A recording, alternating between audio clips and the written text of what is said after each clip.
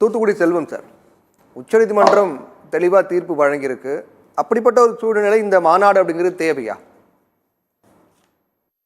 சத்தியம் தொலைக்காட்சி நிறுவனத்திற்கு, நெறியாளர் சகோதரர் பிரவீன் அவர்களுக்கு, அதே போலவே தொழில்நுட்ப கலைஞர்களுக்கு, என்னுடைய சக பங்கேற்பாளர்களுக்கு என்னுடைய மாலை வணக்கம். எனக்கு முன்னால பேசுற நண்பர்கள் அதுலயும் குறிப்பா கல்வியாளர்கள், பத்திரிகையாளர், அரசியல் விமர்சகர் போர்வையில இன்னைக்கு மத்திய அரசாங்கத்தை கடுமையாக விமர்சிப்பது அப்படிங்கிற ஒரு கொள்கையோடயே இருக்காங்க. கேட்டா பெரிய பத்திரிகையாளர்மாங்க, என்ன பத்திரிகையை நடத்தினாங்களோ கொண்டாடினாங்களோ தெரியாது. கல்வியாளர்மாங்க, என்ன கல்வியோ இடத்தை பண்ணாங்களோ தெரியாது. ஆர்டிகல் 142 அது ஸ்பெஷல் பவர். அந்த ஸ்பெஷல் பவரை உச்ச நீதிமன்றம் தவறாக பயன்படுத்தி இருக்கிறது என்று மேல்முறையீட்டிற்கு தயாராகி கொண்டிருக்கிறது மத்திய அரசு.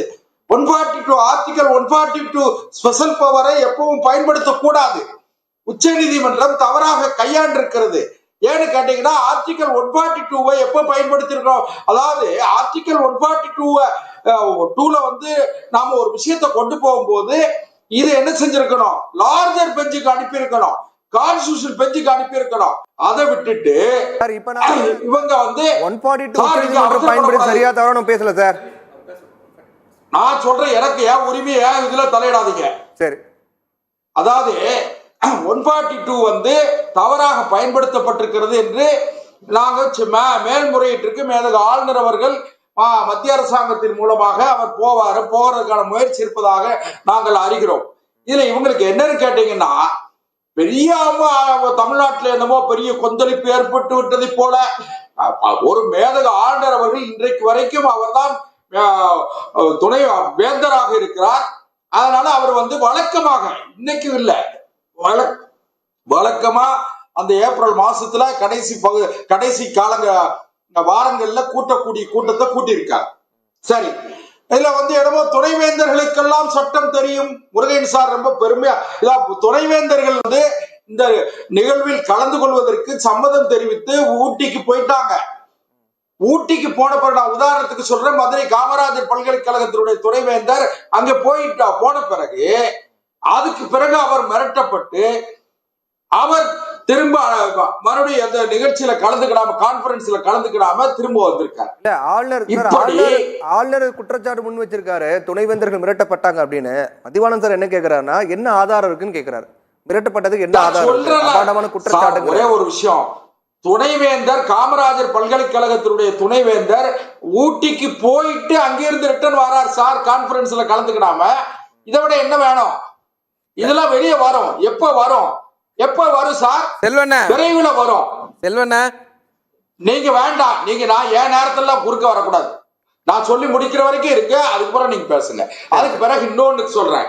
அதாவது திரு முருகன் அவர்கள் சொன்னாங்க, என்னமோ 60 லட்சம் குழந்தைகளை காயப்படுத்துவதாகவும் 2,85,000 ஆசிரியர்கள். வாங்க சார், தேர்தல் அறிக்கையில சொன்னாங்க, பழைய ஓய்வூதிய திட்டத்தை கொண்டு வருவோம், அனைத்து ஆசிரியர்களையும், தற்காலிக ஆசிரியர்களை நிரந்தரப்படுத்துவோம், அல்லது சம வேலைக்கு சம ஊதியம்.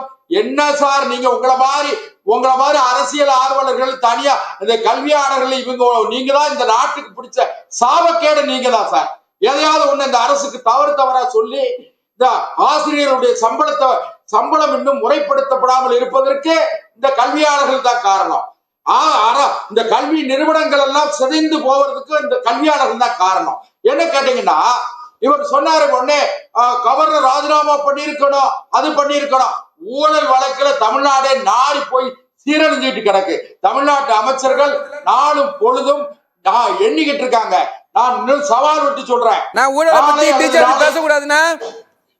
சும்மா இருக்கு சார். நாளை அல்லது நாளை மறுநாள் செல்வன் சார், அதாவது நீதிமன்றம் ரொம்ப தெளிவா சொல்லியிருக்காங்க. அந்த சூழலை இப்ப நாம போயிட்டு இருக்கோம். அப்படி இருக்கும்போது இந்த மாநாடு அப்படிங்கிறது தேவையான ஒன்றா? தேவையற்ற குழப்பத்தை உருவாக்குது இல்லையா? அவங்க என்ன சொல்றாங்க, 2022 இருந்து மாநாடு நடக்குது இல்லையா, இது 4வது ஆண்டு அப்படின்னு வரும்போது, கடந்த 3 ஆண்டுகள் நடத்தப்பட்ட மாநாட்டில் என்னென்ன பயன் ஏற்பட்டிருக்குன்னு கேக்குறாங்க. அதனால என்ன பயன் அப்படின்னு கேக்குறாங்க. எல்லாவற்றையும் ஒரு மாநிலத்தினுடைய figure cut off the government யாருன்னு கேட்டா கவர்னர் தான், மேதக ஆளுநர் அவர்கள் தான். அரசியல் சட்டத்தினுடைய உச்ச பொறுப்புல முதல் பொறுப்பில் இருக்கிறவர் ஆளுநர். அவரை நீங்க எல்லாம் கேள்வி கேட்டுட்டு இருக்க வேண்டாம். இவங்க என்னமோ பெரிய ஆர்டிகல் 142 143 படிச்சு பாருங்க, ஆர்டிகல் 361 படிங்க. அவர் ஆளுநரை போலீஸ் கைது பண்ணிருக்கணுமா? முருகன் சார் நீங்க என்ன சார் கேட்டா பெரிய கல்வியாளர் சிந்தனையாளர் இங்க ஆளுநரை போய் ஆளுநர் மேல ப்ராசிக்யூட் பண்ண முடியுமா சார்? ஆளுநர் மேல ஒரு வழக்கு தொடுப்பது ஆளுநர் மேலேயோ அல்லது ஜனாதிபதி மேலகு குடியரசுத் தலைவர் மேலேயோ வழக்கே தொடுக்க முடியாது. ஆர்டிகல் 361 படிங்க. எல்லாம் படிக்காம மொட்டையா வந்து உட்கார்ந்துகிட்டு என்னமோ இவர்கள் பெரிய கல்வியாளர்கள் சிந்தனையாளர்கள் அல்லது கேளுங்க சார். சொல்லவே இல்ல செல்லண்ணா, அப்படி சொல்லவே இல்ல அவரு. சரி, கற்பனையா சொல்லாதீங்க. சட்டத்துக்கு உட்பட்டவர். ஆர்டிகல் 361 படிச்சு சொல்லுங்க. யாரா இருந்தாலும் சட்டத்துக்கு உட்பட்டவங்க தான். இங்க சட்டத்துக்கு மேல யாரும் கிடையாது. இல்ல கிடையாது சொல்லட்டுமா சார்? நிப்பாட்டுங்க சார், நீங்க உங்க நேரத்துல வரல. செல்வத்தை துருக்க முடிங்க. ஸ்ரீதர் சார் முதல்கட்ட கருத்து கேட்கிறேன். இவ்வளவு நேரமா இந்த அரசு, தமிழ்நாடு அரசு தேவையற்ற ஒரு மோதல் போக்கை மத்திய அரசாங்கத்திடம் அபத்தமா பேசுறது ஆர்.என். ரவி. நாங்களா பேசுறோம். அதுக்கு காரணம் என்ன தெரியுமா? அபத்தமா பேசுறது ஆர்.என். ரவி தானே. ஊழல் நோயிலிருந்து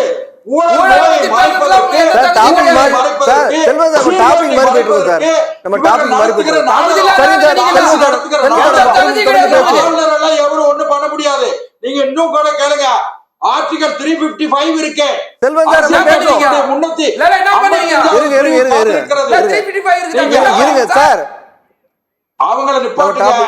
டாபிக் மாதிரி போயிட்டு முதல்கட்ட கருத்தை எடுத்துக்கிறேன். நம்ம பேசுவோம், தொடர்ந்து பேசுவோம். அதாவது தொடர்ந்து பேசுவோம் சார். நம்ம பேசுவோம்.